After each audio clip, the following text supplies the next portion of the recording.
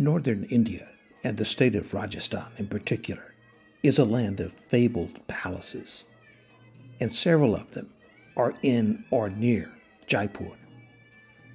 Of these, I'm at the most important, City Palace, built in 1727, the year of Jaipur's founding, and for many years, the home to the maharajas who ruled Rajasthan when it was an independent kingdom.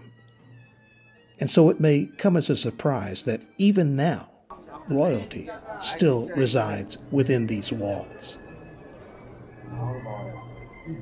This building is deeply linked to the bygone era of those maharajas, who were kings of the Rajputs, a warrior clan that ruled for centuries over much of northern India and parts of Pakistan that the Mughals didn't control.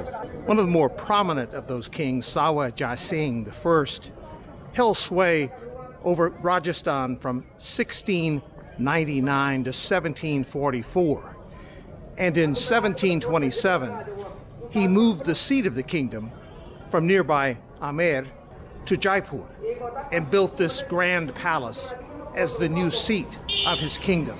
It's also owing to Jai Singh I that the old wall city was laid out in a grid covering 6 blocks separated by wide avenues, a radical departure from the way Indian cities of the past were developed, and adding to the uniqueness of Jaipur. As you can see, this is a sprawling palace complex with several buildings, various courtyards, galleries, restaurants, a museum, and offices of the Museum Trust, which helps perpetuate what goes on here. Which gets us to the most fascinating aspect of this palace.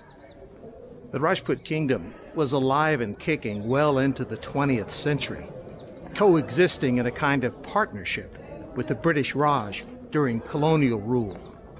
It wasn't until 1949, 2 years after India gained formal independence, that the kingdom was brought into New India's fold. The Jaipur royal family hasn't gone anywhere. It still exists right here in the palace, supported by hundreds of servants.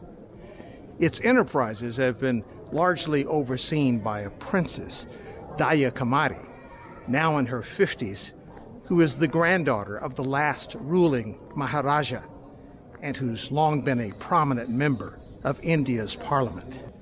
The enterprise here is no small matter. Visitors are charged 700 rupees, or about a little less than $7, to enter this place, and Indian nationals a little less than half that.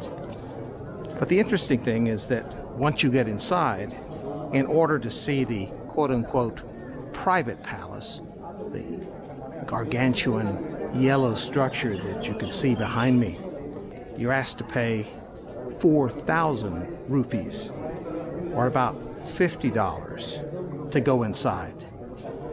The princess lives on the 2nd floor, I'm told. Visitors are permitted to visit the 1st floor, the 3rd, 4th, and 5th. People come here from all over India to see this place, and of course, foreigners do as well. To come to this palace, especially if you're from northern India, is a kind of rite of passage. You can tell that people are excited to be here.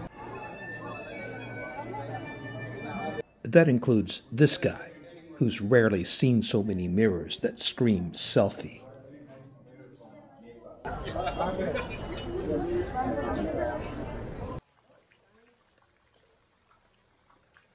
There are restaurants, shopping boutiques,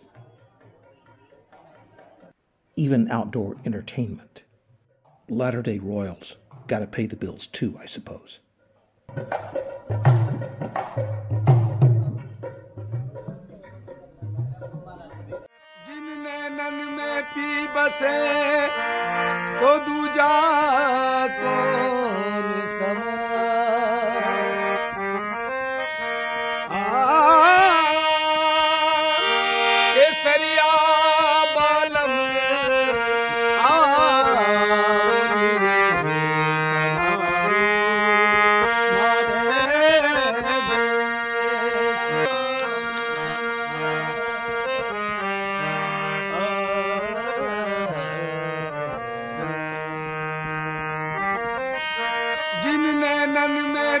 बसे तो दूजा